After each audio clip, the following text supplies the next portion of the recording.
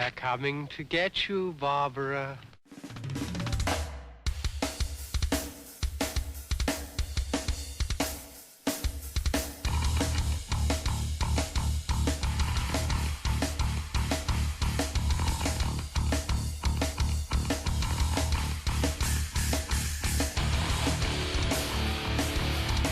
They're coming for you, Barbara. This week we're going to go into music on our main topic. The band we're going to discuss tonight is a band that's really, during their golden era, is not really anybody can compare it to them, in my opinion. And I'm talking about Pink Floyd. Lots of hits. They've sold millions and millions of albums throughout the years. And everybody knows about Pink Floyd from their early years. So we're just going to kind of dive right into Pink Floyd. We're going to go through their whole career, starting from the early years. We're going to go into the golden years after that, and then kind of finish it up with the later years. You have any pre-thoughts on Pink Floyd? Yeah, I think everybody, at least a lot of everybody I've known in their life experienced the band at some point. I found out who they were when I was in high school. It was kind of when you found the band, it was one of those things you're like, oh, how did I not know who this band was? I mean, we can all say that's happened with a lot of bands in our lives, but obviously I think most people had that experience with Pink Floyd, where it was like an overwhelming experience, and then you kind of binge listened to everything you could find on it. At least that's how I remember it was when I discovered the band. And I think there's a lasting impression with the band. They've stuck around for decades. I mean, years after the band has broken up, they're still talked about and discussed as being relevant. Their music doesn't sound, for the most part, dated, at least during the golden years. And I think that's something that really speaks to a testament to the greatness of the band and why they stand out so much. Yeah, and just before we get into the early years, this is kind of a subject that's close to me, close to my heart. I did discover, I knew a little bit about them, but I didn't really discover Pink Floyd until I was in high school, and actually my good friend at the time, Cody, who's now passed away, was a big Pink Floyd fan. And he got me into a lot of Pink Floyd. He gave me a whole tape of kind of a sampling tape of Pink Floyd.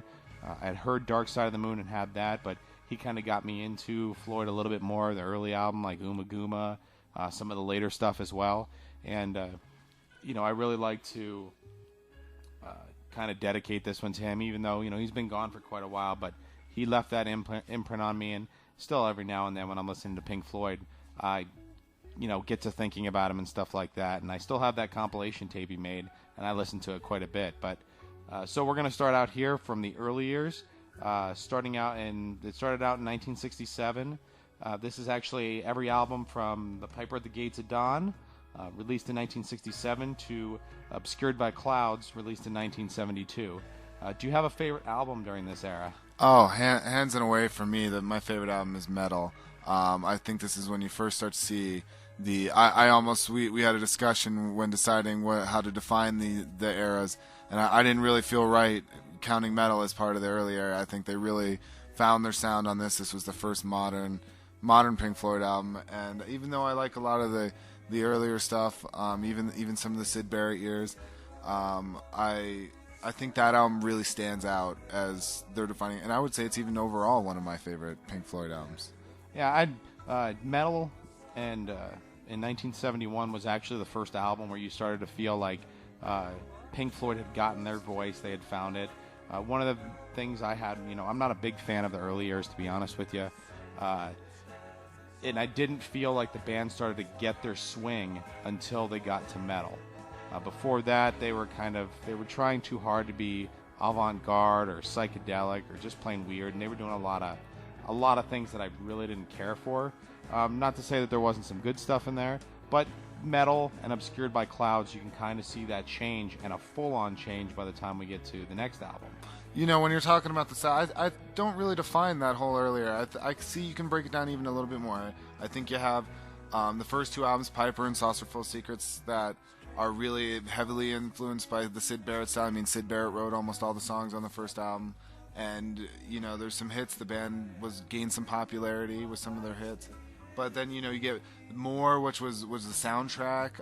It was a soundtrack for a movie. You can't really count it as a. I mean, you have to count it. It is in their list of it's one of their albums for sure, but it's definitely a little different because it was intended to be directly a soundtrack for a film. But I think when you really hit Umaguma and Adam's Mother's Hearts, Adam Heart Mother, whatever. Yeah, those albums to me are really. When you see they're trying to experiment, they're really trying to find their sound, they're trying to discover who they wanted to be as a band.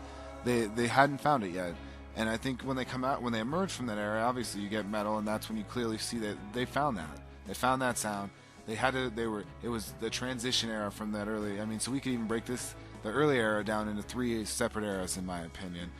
The Syd Barrett years, the transition, finding ourselves, the avant-garde, as you would say, era, and then the I would say the modern, or at least the early golden era of Pink Floyd. Early golden era is a nice way to call it. Trend, about to become the golden era, about to find their. Obviously, they wouldn't hit big until 1973, but this was them finding their sound, and they found it. I mean, Obscured by Clouds is another soundtrack album. I don't that think actually it never was actually part. They had a falling out with the studio, so it never actually became this the soundtrack album that it was supposed to be. But it was recorded for that, and they just released the album anyway. Yeah, I remember More was for a film called More. Do you know what the film was for Obscured by Clouds? Oh, it's a French film. It's like La something or other. I don't know. Yeah, I thought I remember something. I don't remember exactly. And there was, but that one's a little more less. It doesn't feel as clearly as the soundtrack album as More does, and I think that one really has some good songs on it as well, and really deserves to be recognized as a full-length album from them. Yeah, the first 2 albums, Piper at the Gates of Dawn, Saucer Full of Secrets, you can tell the building blocks were there for them to be the band that they became. It just took them a while it took a while for them to catch their stride. The first album was the only album that actually featured. It was the only full Syd Barrett album. Syd Barrett obviously would be a heavy influence on the music for the entirety of Pink Floyd, but he was only actually on one full album. Yeah, I think he was on Saucer. I think he had one song on Saucer. Yeah, he only had one song on Saucer. He got fired in the middle of it, and they hired David Gilmour, who obviously wasn't an original member of the band, but is now the sole, owner of the Pink Floyd name. Well, I wouldn't say sole. With along with Nick. Yeah. So you could tell that they were just learning themselves. It's very psychedelic. They got songs about scarecrows and bikes and all kinds of stuff like that. It's okay for that era. It's considered, that psychedelic. Anybody who talks about the psychedelic music does talk about Piper at the Gates of Dawn as one of the best albums and stuff like that. I didn't honestly really see it, to be honest with you. It's not my cup of tea. I know we had somebody else listening to it, Saucer Full of Secrets, who she really liked the album and wants to buy it. Yeah, I really like all of the sound. I'm not a huge. I wasn't really feeling Umaguma and Adam Heart Mother. There you go. I wasn't really feeling those ones, but I do like Piper. There's some great songs. See Emily Play is one of my favorite Pink. So I wouldn't say one of my favorite, but it's definitely a song I really enjoy. Astronomy. Well, See Emily Play is only the American version. That is true. It wasn't on the UK version or the international version either. It was the first track on the American version. Yeah, and Astronomy Domain, I don't know how to pronounce it. I really like that song as well. Arnold Lane. I mean, there's some classics, but yes, the band was not. Those songs, for me, for the most part, do not really stand on the same level as the stuff you would see even in the early years in the metal and obscured era. Do you have a favorite song from this whole era? Would you be able to pick a song you think stands out the most, and is there even a song that you would say you really think is a great song from this era? Yeah, I'm not a big fan of the early Pink Floyd, but there are some good tracks on there. Everybody always points to Echoes as the greatest song. Yeah, I would say that is probably definitely my favorite song from the era, and possibly my favorite Pink Floyd song overall. Echoes, I've listened to it. I listened to the Echoes version because I actually don't own metal. I listened to the Echoes version of it, and it really doesn't, speak to me like it does to other people.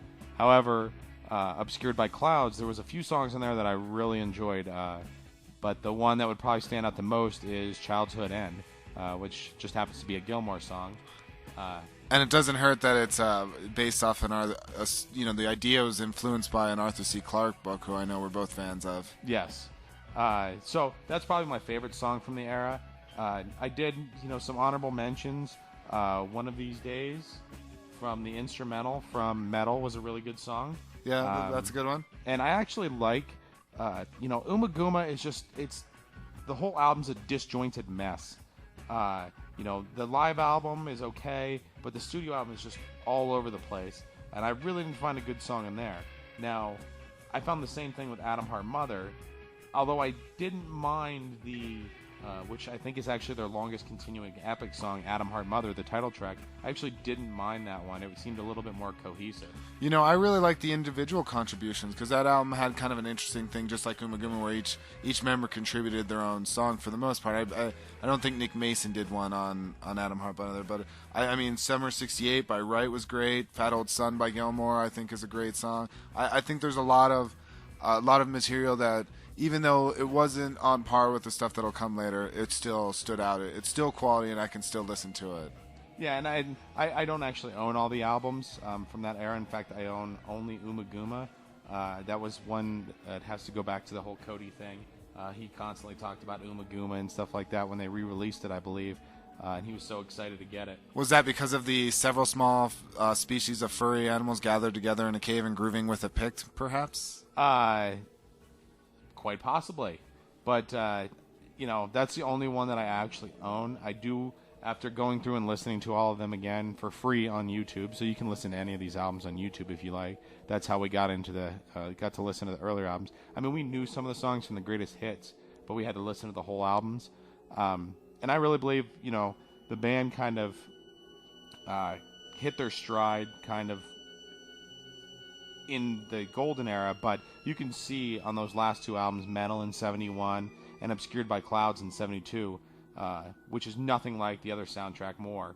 I mean, it's pretty much on par with what you're going to find in the golden years.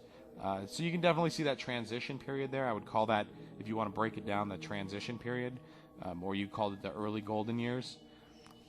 You can definitely see that start to change, and then we get to any more thoughts on the early years? Nope, just can't express my love of Metal and Echoes anymore. So let's. I think we can go ahead and move on to the golden years, which obviously starts with the second greatest selling album of all time, the masterpiece, The Dark Side of the Moon. I think if you haven't heard of this album, or at least seen the artwork from this album somewhere in your life, you haven't lived in America or any Western society at all, I would say. Yeah, if you want to know how great this album is, this album remained on the Billboard Top 200 charts for over 741 weeks. 741 weeks. You want to know how long that is? The album came out in 1973.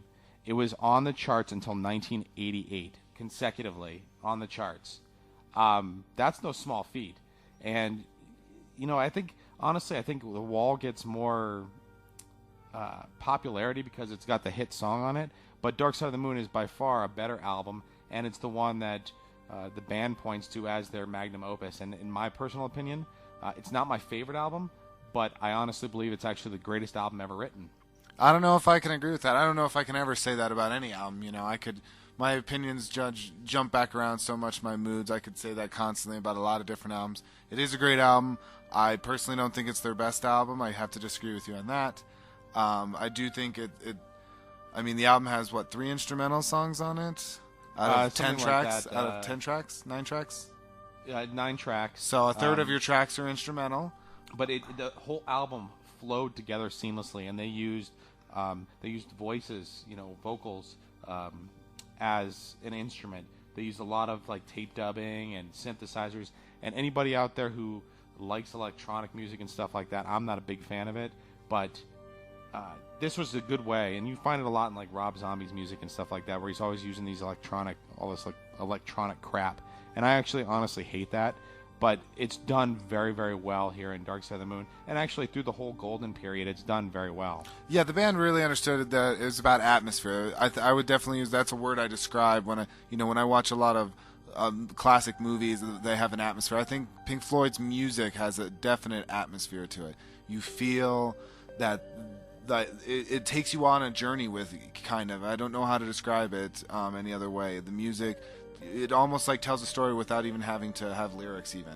You feel the energy, emotion that they put into it. I definitely think there's, not just on top of the effects they use electronically, but like the guitar, the work of, you would see it, you started to especially see it in, as I said, we said in the early Golden Years album, as I said, from David Gilmour. His no one plays the guitar solo like him. He's got a very unique style that really represents the band's sound very distinctly, just as much as his voice, just as much as the lyrics and the themes, especially in the Golden Years, represent the band. I think his guitar sound does as well. And that's what you started to see. You saw all of these things come together on Dark Side and form this album that really showcased the band. I mean, it made them all, they became stars after this. Before, this was their 8th album, but before that they were just, musicians trying to get along. And after this album, they were superstars. Their lives would never be the same after this. Yeah, and, throughout the Golden Years, you can look at, Dark Side of the Moon, Wish You Were Here, Animals, and The Wall, the 4 albums that we would include in the Golden Years.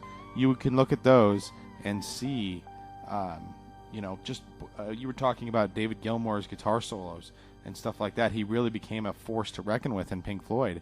And you'd listen to the song Dogs, which is like 17 plus minutes long, on the Animals album, which is an album all about,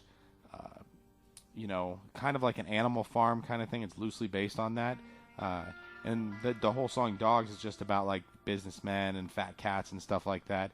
What happened, kind of in the Golden Years is the band kind of concentrated on their music, and they gave Waters the whole, concept and the lyrical ideas and everything like that. He wrote all the lyrics, and I think that's when the band they worked their best. The rest of the band kind of focused on their music, and Waters focused on his highfalutin, cosmic, not cosmic, what am I saying?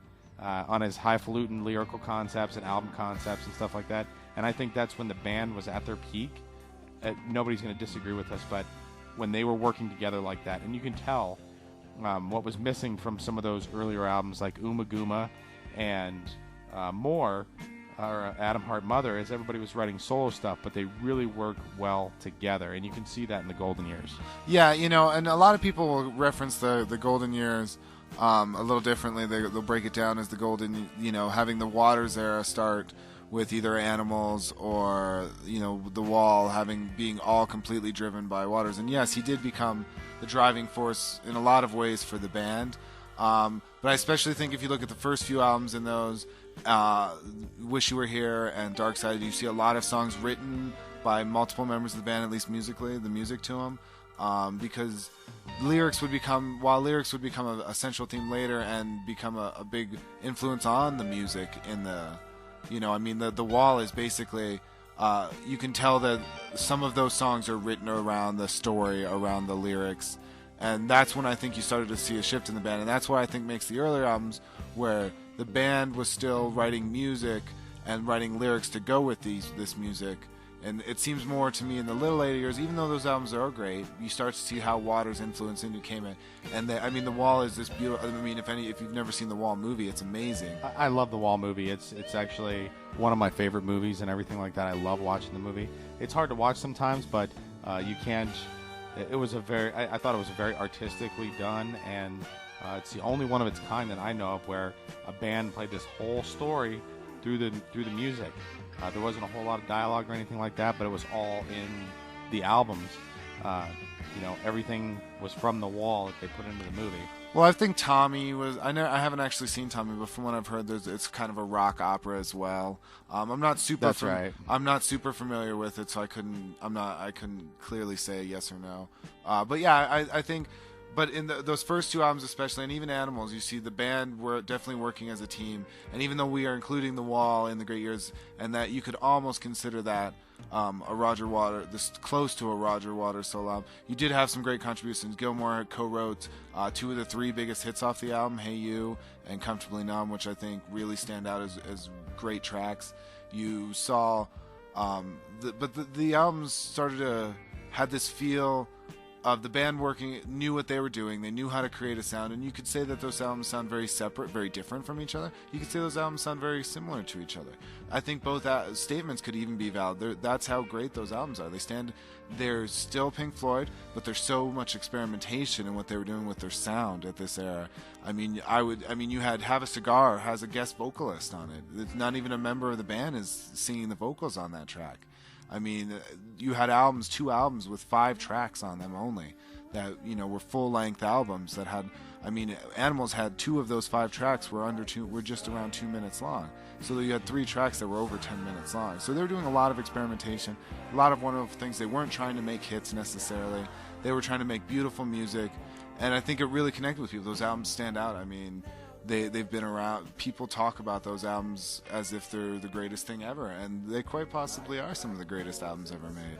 And like I said, Dark Side of the Moon I put right up there as I think the best album ever written. I understand the greatness that the band tapped into in this period. There's no 4-album suite in the history of music that I know of that compares with those 4 albums in the golden years. The Beatles come close. They're a second. They come close with Sgt. Pepper, the White Album, Abbey Road, and Let It Be. But there's no 4-album suite that is on the quality that these 4 are. I don't know. We're getting close with Epica. I think Epica also has a great collection of 4 albums, but we're not here to debate other bands. We're talking about how wonderful these albums are, and I think they're standout. They're a testament. They don't feel, if you could play those albums for someone who doesn't know anything about Pink Floyd and ask them to guess the era, and I don't know if they would necessarily be able to tell you when those songs were made. They could be made at any point. They could have been made today. They could have been made in the 80s. They could have been made in the 70s when they were made. You never know. I mean, I would say probably the 60s technology wasn't even close to the point. It's like Avatar.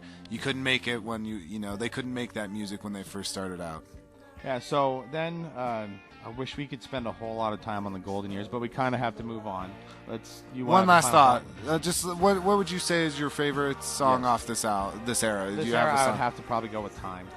I think Time from Dark Side of the Moon. I think Time is a wonderful song. I think the reprise of Breathe, not Speak to Me, Breathe, is a great addition. It feels natural into the song. You can barely tell that they're 2 separate songs. It coincides with it. So I think that's a good choice. My personal choice would be Dogs. The last combination you would see of Gilmour really having a good control in an album. He did about 90% of that song. Right before that was, on Animals, right before we see The Wall, which would mostly be Waters' contribution. But that song to me, I think it's the last great thing they did together. That would be my final thought on that era. Okay. So, like you said, The Wall being heavily influenced by, Waters kind of taking control over that. So then we get to the one album that doesn't really fit into any era. It's kind of the album that broke the camel's back, you could say. The Final Cut, released in 1983, which was just a Waters solo effort. Pretty much. I mean, you didn't have a single song written by Gilmour or any other member of the band. During the Wall, Richard Wright had been fired. The keyboardist had been fired from the band, so he was no longer a driving force, whereas he had co-written a lot of the songs on Wish You Were Here and Dark Side. Nick Mason and David Gilmour really were just kind of supporting members for the band, and it was essentially almost a solo album for Roger Waters completely. The album was influenced by his father and so his opinion on a lot of the politics and things going on right now, and the band really didn't say anything. I'm surprised they even stuck around to record it, to be quite completely honest.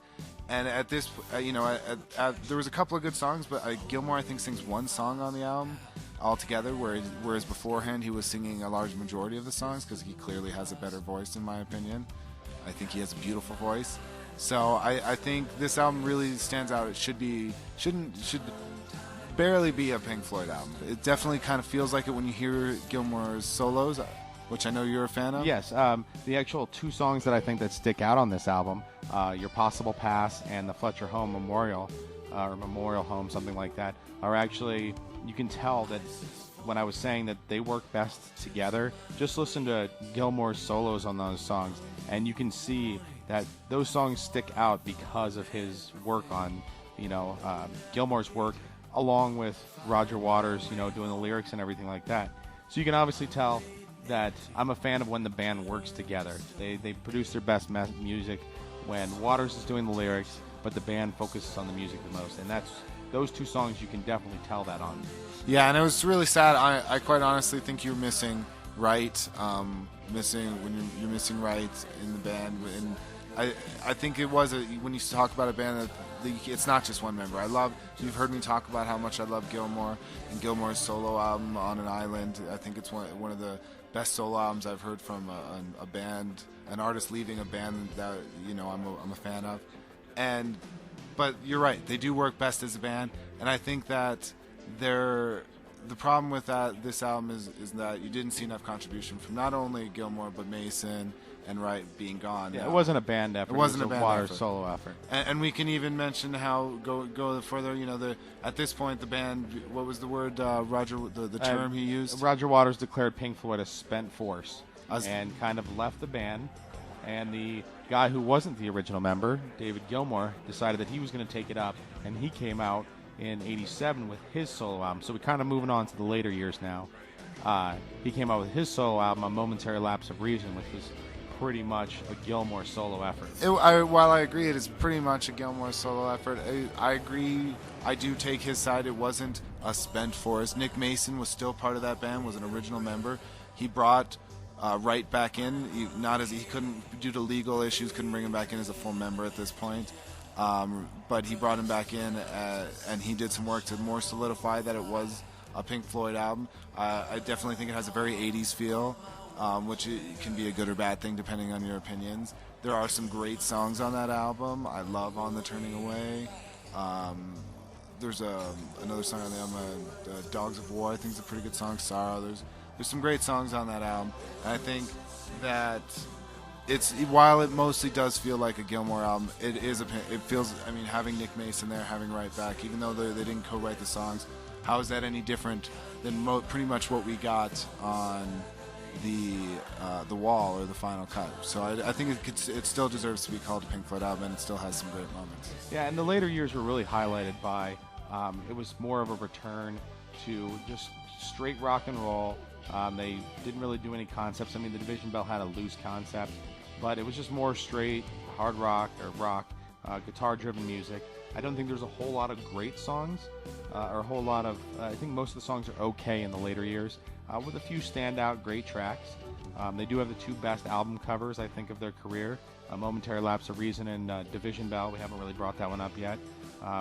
That was actually named by Douglas Adams of Hitchhiker's Guide to the Galaxy fame. I would prefer to call him Doctor Who fame, just because he was one of the script editors for a while on that show and wrote some good episodes for it. Yeah, but most people know him for Hitchhiker's This Guide is to the Galaxy. True. And in that album you've got, you've got some instrumentals. They decided to focus more on the music, less on the lyrics. You get Terminal Frost on Division Bell and Marooned, or the other way around, on Division Bell and Momentary Lapse of Reason. So you get some good instrumental tracks and stuff like that on there. And, I think High Hopes is a little overrated. I disagree. But there's still some really good songs. Yeah, I strongly disagree. I really love High Hopes. I did like, while the Division Bell does get a lot of flack and is not really reviewed well, I loved having that you had Richard Wright come back in and was writing songs for the first time, sang a song for the first time since 1973 with the Dark Side album. So you finally get to. It definitely to me felt more like a Pink Floyd album than Momentary Lapse did. While I think it's about on par, maybe slightly better, maybe slightly worse depending on my mood. I definitely think the album still holds up. It's again, we're talking about the later years. I love Gilmour, but it's not those golden years. It's not the golden years. And then actually when they did the Division Bell, they wrote a bunch of other songs that were supposed to be like an atmospheric kind of mood. The Big Spliff, I think it was Big called. Spliff, all kind of instrumental tracks that were supposed to come out as well. Well, recently it's just been announced that they're actually re-releasing a new album called The Endless River, where Wright has now passed away. He passed away. The last performance, I think, all of Floyd got together in 2005. For basically a modern live, I think it was like Live 8. Yeah, Live 8. And it was put on by Bob Geldof, who actually played the character Pink in the movie Pink Floyd's The Wall. He's the one that got them to come together, and they got together. He played his last show with them. It was the last show they had all played. They all played together. And then he did pass away, I think, in 2008, 2007? Something like that. But recently Gilmour has come out and announced that, it was actually announced by his wife, that he is resurrecting all those tracks from the Big Spliff and a bunch of the stuff that Richard Wright had done. And they're actually going to release a new album that's going to be out before the end of the year. Tentative date is October, but I haven't seen any date coming out yet as far as an official release date. And he's added some lyrics and stuff like that into it. But it's all mostly, the majority of the songs were the songs written back in 1994 during the Division Bell sessions for the album called The Big Spliff.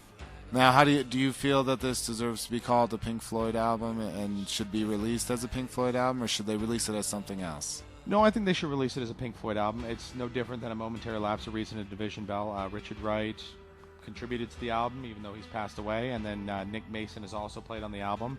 And their bass player that they had, who's kind of a hired musician for Momentary Lapse and Division Bell, he's in there as well.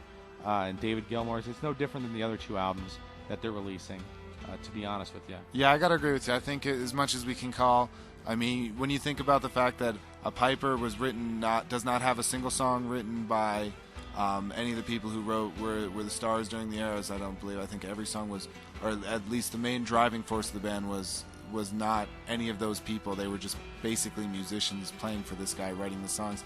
If we can call the golden era Pink Floyd, then we can call this Pink Floyd, and I think it's wonderful. I'm excited. I hope it's great. I love doing the research for this topic made me realize how much I'm missing out on the band and how much I should appreciate all of their eras, the early years, the golden era, and the later years. So I'm excited. For one, I'm sad they don't have an exact release date, that there's not a lot of details right now. I'm a little worried we're not going to make our October release as they said.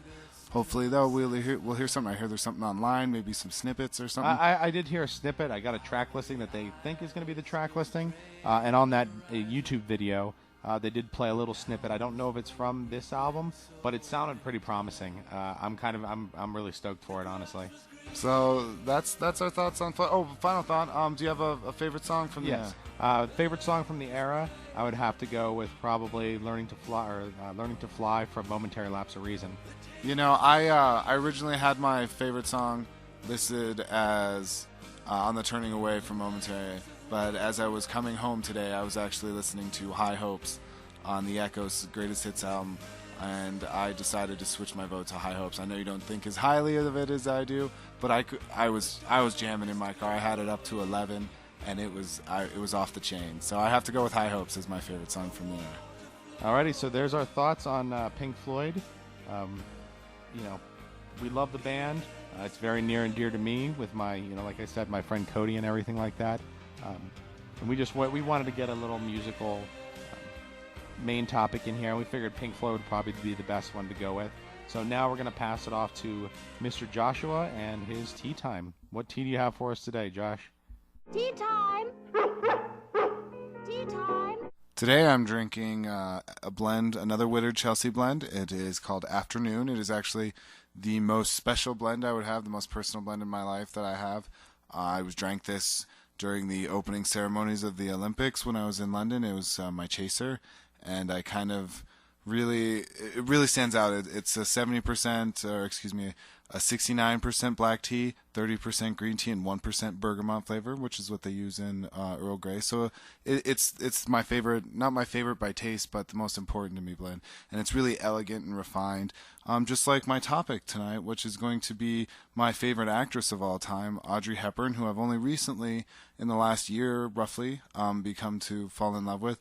But I've never seen an actress that really stood out with me as having such quality. Never seen really an actor overall, any actor or actress that really made such a mark on me and I thought was so talented and had such a great career. What are your thoughts on that, Schreck? All I know is that when I go to the bathroom, she stares at me while I piss. We got a big picture of her in the bathroom. I've watched a few of her movies, but she just not really that great to me. Why do you like her so much? There's a lot of reasons I like her. Before I even get into her acting abilities, I like her personality. She comes off as very, very honest, very elegant. As I said, she has her own perfume. She's the first actress who had a perfume named after her. That was in fact inspired by her, by Givenchy. And it's not for everyone, but it was very popular when it came out. Didn't you buy some of that on eBay or something like that for your wife? Yes, for Miss Plain and Tall, I decided to buy some. I'm not exactly. It's pronounced La Interdite, I believe. I can't pronounce it. It's a French word. Yeah, she was not particularly a fan of it, but yes, she was an icon. And it hasn't been produced in a long time, so you only got like a quarter of a bottle or something like that from the 80s. Yeah. It was definitely a bottle from the 80s. But it is produced, but it's not exactly the same anymore. It's a little different. But yes, there's just she had a character. There's anyone who knew her spoke of the qualities of her. She. Next to Jack Nicholson, she is has presented Best Picture more times than anyone else. He's done it 8 times, far and away the most, and she has done it 4. A fun fact for anyone there who likes the Oscars.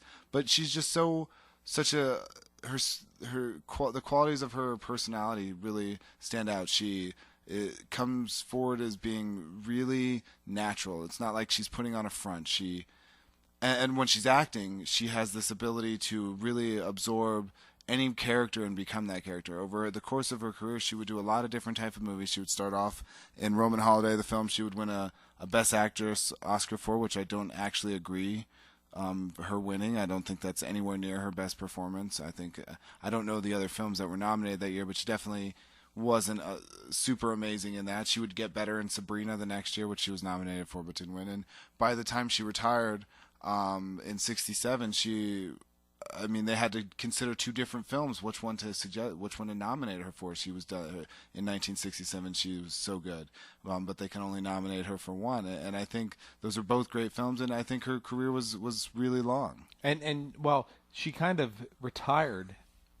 When she was still fairly young. You don't see that anymore. You see actors and actresses just holding on to that glory for years and years afterwards, and that's something that Audrey Hepburn didn't do. She retired fairly young and kind of faded from the limelight and just worked on her charity. Yeah, a lot. Well, it was actually her family mostly. She would get in her charity after her kids were grown. She was all about giving. She gave herself to her career, and then she gave herself to her family, and then she gave herself to the world, basically. And a lot of the golden age actors and actresses, one of the things that stands out is how their careers went. You have Grace Kelly, who she retired in her mid-20s, even earlier, and she went on to marry and become a princess of Monaco. There's a movie coming out, or has already come out, with Nicole Kidman. You have Marilyn Monroe, who died, and they leave these legacies. Well, she retired when she was 37. She stepped out of the limelight for 9 years before she would make her next film.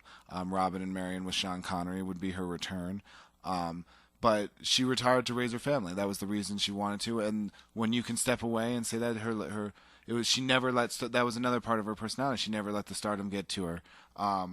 And so she really was just this amazing person, this amazing actress. Her UNICEF things she did in the last few years of her life have stood out. There's even the Audrey Hepburn Fund.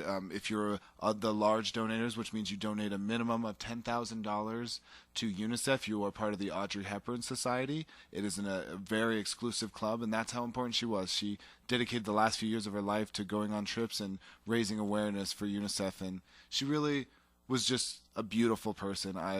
Anyone who's read into her, looked into her life, or knew her has great things to say about her. But the main reason we're here today is to discuss, since my brother is not such a large fan of hers, we can't really use this as a final countdown, unfortunately, which was rather sad to me that I couldn't really discuss it with him. But it's not that I'm a big fan, or not that I'm not a big fan. She's just, the movies I've seen of her, she's good, but she's not. I guess, yeah, I'm not a big fan of her like you are. so I can't create a top 5 list of her things, her movies or whatever that you can. But you're going to go through that now anyway. Yeah, and it's not, and exactly, it's not really fair to you to ask you to do that when you're not really informed on her career, whereas I have gone out of my way to watch almost all of her films. So I'll start with my number 5, which is one of her most popular films. Oddly enough, she was not nominated for Best Actress. It was kind of considered a snub because of Julie Andrews not being cast in the part, how everyone originally expected. And it won Best Picture, though, and Rex Harrison won Best Actor. And that would be My Fair Lady, which unfortunately she did not get to sing her own roles in. It was one of only 2 musicals that she did. They dubbed her voice for most of the movie with Marnie Nixon, who's very famous from West Side Story. Is that the one where she has the Cockney accent? Yes, she has the very Cockney accent, that I just can't help but find so lovable. And it's kind of funny. She has a Cockney accent, and one of the most recognizable things that I have about her is her accent. I guess she's like Belgian or something like that. And sometimes I find it a little bit annoying, the accent that she has. But in this one, she's got an entirely different accent, the kind of Cockney British accent that she has. Yeah, it's a big part of the story.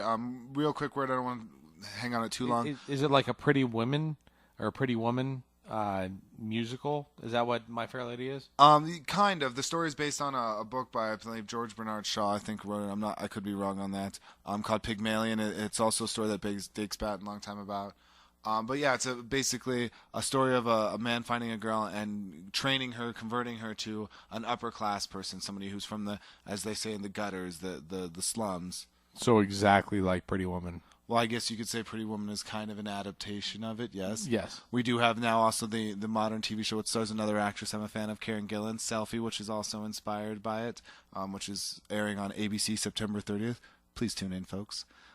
If you're listening to this and that hasn't already passed, if not, check it out online. But continuing with My Fair Lady, I think even though she doesn't sing her own parts and it goes on for the film is rather long, it's enjoyable, it's a fun ride, it's one of her most iconic roles. It's not Breakfast at Tiffany's, which you will not see on my list, I'll go ahead and tell you that now, but it is something she's really remembered for, and I think her performance is really well done. Her change of the character is great, and she, even though she's supposed to be playing a much younger character, she nails it. My number 4 is actually my favorite movie to watch for her. I don't have a lot to say about it because most people probably haven't seen it. It's called How to Steal a Million. It was directed by William Wyler, who's a fantastic director, and it stars Peter O'Toole. It's great. There's not much to say about it. It's a fun heist film where it's silly. It's kind of like watching an ocean movie, but with only 2 characters. It's really cheesy. It's not believable at all. You're not supposed to take it serious. I love it so much. I have an original poster from 1966 in my loft upstairs because I love it that much. I had to go out of my way to get an Audrey Hepburn poster. Yeah, and that poster kind of ruins the coolness of the movie because you got Willow and Dawn of the Dead and Day of the Dead, and then you got that one. It's just. Yeah, go on to your number 3. Yeah, that's all I need to say about that. It's my favorite to watch, but it's not one of her. It's not her best. My number 3 is Charade. It's actually has been called the best Alfred Hitchcock movie that he never made. It's directed by Stanley Donen. I'm not sure how to pronounce his last name. And you'll find quotes from that in our intro song. Yes, our full version of our intro song from Charade for Mr. Joshua. Yes, the character played by Cary Grant. Mr. Joshua, Peter Joshua is from the show, the movie. It inspired my character. I love the movie. It's so fun. It's an adventure film. It's really silly as well. It's got Walter Matthau in it as kind of an unusual character, not usually seen by him, and it's fun to see him. He still looked old even though he was kind of young. It's great. Check it out. It's in public domain. It was released in public domain by accident, so you can watch it online for free. You can watch it on Netflix for free. You can watch it anywhere. It's great. Check it out. My number 2 is actually it's kind of a horror film, kind of a thriller. It's called Wait Until Dark. It's from 1967. It's actually the last film that was released in her career before she kind of retired, semi-retired for 9 years, stepped out of the limelight. It was directed by Terrence Young. It's based on a play. It stars Alan Arkin in one of his first roles as a villain. We most know him for his comedy roles nowadays, but it's great to see him as this kind of evil character. And when you think of him now, he's like all old and stuff like that. Like watch Argo, he's in that movie, and he's in Little Miss Sunshine Little Miss Sunshine, Little Miss one of the Sunshine. best parts of it. He's all old now, but you get to see him actually young and everything like that in Wait Until Dark. Yeah, the main thing I can say about this film, but without ruining it for you, is the ending is just amazing. It's so suspenseful. There's things about, they talk about how it was played when they played it in the theater. It's one of her best performances. She really has to rely on her acting a lot. The story, as I said, was based on a play, so it takes place mostly on one set. It's great. It's very suspenseful. Yeah, and that taking place on one set thing, the entire movie, almost the entire movie, takes place in just one little apartment building. The apartment of one little building, I guess you could say. The whole movie takes place in that, and you don't need these extravagant sets or anything like that. And she plays a blind woman. A blind woman, yes. And she does a pretty good job in that. I mean, I enjoyed the movie. I know you really loved it, but it was a pretty good movie. Yeah, and my final thought on that is, I mean, any movie where your lead character doesn't show up till almost 30 minutes into the movie and still holds on and still makes you, by the time the movie's done, completely identify identify with her and support her. It just does a great job. She carries it. It's amazing. My number one is actually a really, really slow film for a lot of people. Very slow. It's called The Nun Story. It came out in 1959. It is, in my opinion, hands down her best performance. The movie relies solely on her performance. She carries. It's a 2.5-hour film about her becoming basically a 17-year-long story of her becoming a nun and what that was like to go through. It takes place before the Second Vatican happened, and the film ends around the time of World War II, so you can get a time frame on what it was like, and it really gives you. I've actually watched it with somebody who has a little understanding of it and says it's pretty accurate to how it probably would have been for their lifestyle, and it really gives you a lot of insight into what it could have been like. It's dramatic. There's adventure. It's scary. It has a lot of things going to it, but it's mostly carried by her performance and just an interesting progression of a character aging and growing as a person. And I've watched it, being not a big Audrey Hepburn fan, but it's a good flick, but it's very slow. So if this whole new age movie thing where stuff has to happen all the time isn't your thing, you're probably not going to like The Nun Story.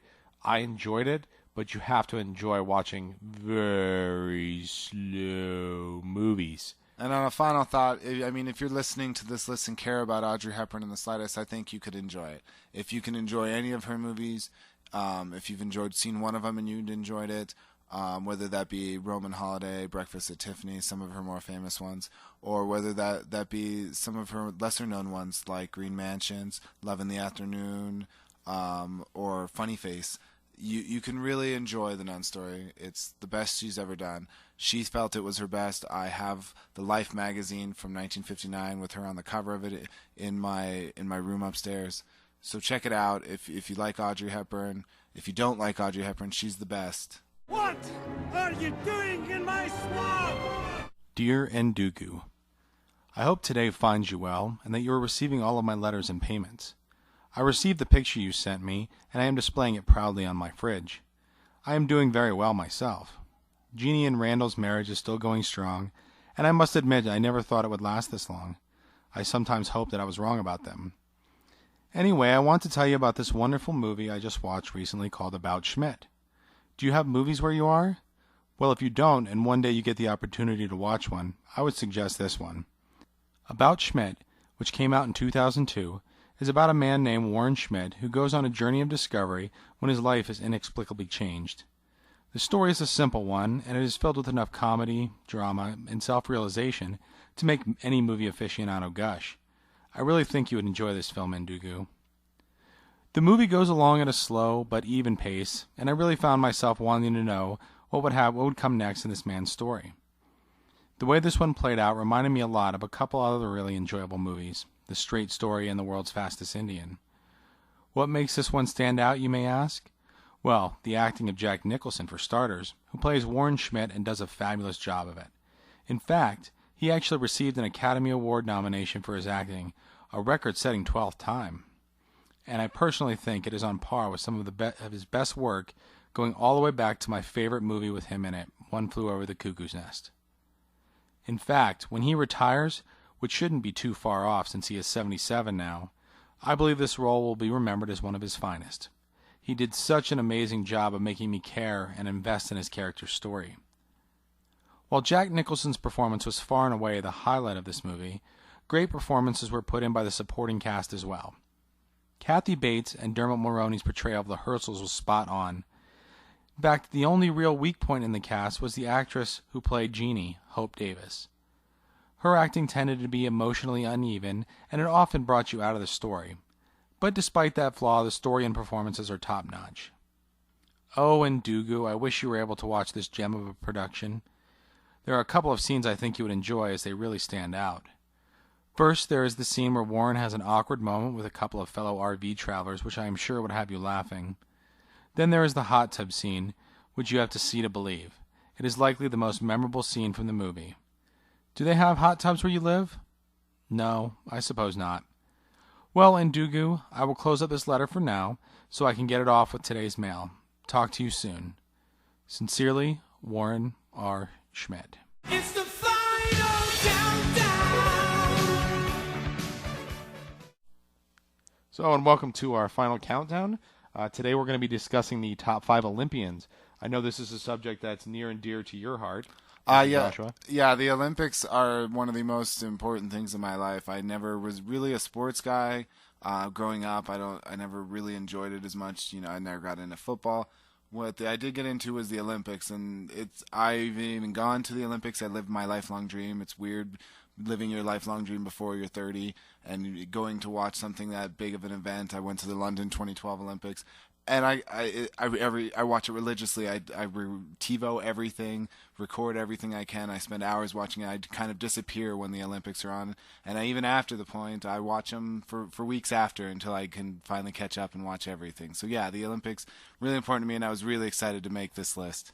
Alrighty, so we're going to start with top 5 Olympians. I'm going to go first. My number 5 is going to be Herb Brooks. Okay, he was the coach of the 1980 Olympic team. He didn't get a medal. He wasn't technically an Olympian, but he deserves a spot on this list. They could have won without any one member of that team, but they couldn't win without Herb Brooks. And I think this list is going to go long because I'm really passionate about it, and I can't agree with your choice. He is an amazing man. They would not have won had it not been for him. But he is not an Olympian. Coaches officially do not. As much as I agree that they should, coaches do not get medals, so they cannot be officially counted as Olympian. But that's a good choice. The Olympic 80 team, I think, would have been as a whole would have been a better choice, so a better way to stay it. But I can't argue too much with it. It's one of the greatest moments in Olympic history from the 1980 Lake Placid Games. So. In sports history, it's one of the greatest moments. In sports history and American history. What's your number 4? My number 5. Or number 5. Excuse me. My number 5 would be Muriel Zaginis. She is from the United States. She is a fencer in the saber tactics. She won the gold medal the first time, and so it was introduced. And she won it again the second time. And unfortunately, in the London Olympics, which I went to and got to see her play. She unfortunately came in 4th. I did get to meet her boyfriend. He was a very nice guy. I got to cheer her on and see her win some matches. So that was great. And she's my number 5. All right, so my number 4 is going to be Kim Zmeskal. Most people probably haven't heard of her, but she was in the 1992 Barcelona Games on the American Olympic gymnast team, females, and that was really my first Olympic hero that I ever had, and she kind of got me into women's gymnastics, and I really enjoyed that. So even though you never heard of her, she's kind of important to my Olympic journey, I guess. What's your number 4? My number 4 is Carrie Walsh. I could have made it a duo with Misty May Trainer, whatever you want to call her. I originally watched them during the Athens Olympics. Again, watched them win on TV in Beijing and watched them win again in London. It was wonderful watching them grow as a team and see them actually break the record the second time getting it in Beijing, and then going even further and winning it a third time, but completely breaking the record. So she's my number 4. All right, my number 3 is going to be Debbie McCormick. She's just a lovable loser, to be honest with you. She's the lady that got me into curling. She was the skip for the American curling, the female American curling team in 2010 and the vice skip in 2014. And even though she didn't win anything or anything like that, she still kind of got me into the sport of curling, and I had to include her on the list. Though she's not anywhere near my favorite curler, I can't argue with picking a curler in your list since I'm such a huge fan. My number 3 is going to be, again, I'm picking a lot of recent ones maybe because those are people that I had a big deal with. Laura Trott, she actually shares a birthday with me, was born on the same day as me, and I watched her when I was in London win 2 golds. It just happened to be somebody I followed, and it didn't hurt that she was a little attractive and had the same birthday as me. Those things kind of drew me to her. I actually bought some stamps of her because I made gold stamps of everyone who won gold medals. So she's my number 3. I'm not a big cycling fan, but I just feel attached to her for some reason. Alrighty, so my number 2 is going to be, it's actually a twofer. It's Jesse Owens and Luz Long. You can read all the stories you want about Jesse Owens, and in fact, I would tell you to go look up the story about Jesse Owens and Luz Long. It's a really interesting one, but it's kind of suspect. We don't know if it really happened. The one thing that is true is that Jesse Owens was a black man from the United States. Luz Long was a white German during the 1936 Berlin Olympics, and actually, at the end of the games, they actually embraced in a hug with Hitler in attendance. So whatever else is suspect about their story, that part at least was true, and I think they deserve the number 2 spot. Yeah, they're pretty legendary. Their stories are quite legendary as far as the history of the Olympics go. Moments that stand out in the Olympics. There are a lot of moments that I could discuss and perhaps will sometime in detail, but I think that moment is one that most people remember, and even though it happened so many years ago, it really stands out. My number 2 is going to be actually a British, or Scottish, should I say, athlete. Her name is Anna Sloan. She is a member of the vice skip on the British curling team. She was in 2010 and 2014 as well. She's the one who got me into curling, and I really love curling. Curling has become one of my favorite sports. Fortunately, we were trying to get curling here in the Albuquerque area. It did not happen this year. Hopefully, at some point it will. I'm not holding my breath, but yeah, Anna Sloan, great curling. If you don't love curling, I don't know what's wrong with you. All right, so down to my number 1, and I've got to go for number 1. I got to go with Dominique Moceanu. I don't know if you remember her, but she's the one. Kim Zmeskal was my first Olympic hero. I really had a crush on Dominique Moceanu, the 1996 Magnificent Seven team, and I actually followed her and her Olympic stuff. I used to record them for a couple of years after the 1996 Olympics, and I had posters of her on my wall and everything like that. I still remember her birthday, September 30th, by the way. I still remember it after all these years, but I would have to pick her as my number 1. Great thing about her too, she has an amazing story about her sister that she didn't know she had. That if you don't know anything about it, you should really look into it. It's an amazing human interest story that I got choked up just watching. Couldn't believe how amazing this story was. Yeah, go check it out on YouTube. It's probably going to be easy to find. Yeah, it's pretty popular. I think she even wrote there's a book written about it. My number 1, oddly enough, is from the same thing, the same Olympics, the same team, the Magnificent Seven, and that would be the most important of the Magnificent Seven, the one who secured them the gold with her injured leg, Miss Carrie Strug. Had a great appearance on Saturday Night Live with Chris Kattan as her twin brother. It was so amazing. You're not even close to high enough. She had a very short. I loved Carrie Strug, the red hairs, that last vault where she was injured and she had to land and she stuck that landing and then just collapsed. I mean, they even have it on a Visa commercial. It was such a big deal. We won the gold because of that. It hinged on that. You can't help it. She's my number 1, hands down. It got me into the Olympics. I became obsessed with them from that point on. And that's how I ended up with an Olympic tattoo on my arm, in fact. I have a London Olympic tattoo on my arm, so obviously this is something that really matters to me, and that's where it started, right there with her. And honestly, just a nice little side fact here, both of our number 1s, Dominique Moceanu had the chance to win the Olympic Games that time, and she failed. The next person up was Carrie Strug, and we know her story, and she ended up securing the Olympics. So these are our top 5 Olympians. And sadly, the journey comes to an end again. I hope you enjoyed this episode where we discussed our Pink Floyd with a little added production. Check us out next week where we discuss Phase 1 of the Marvel franchise, which includes all the movies from Iron Man all the way up to the Avengers, and we discuss our top 5 dream cars. See you next week.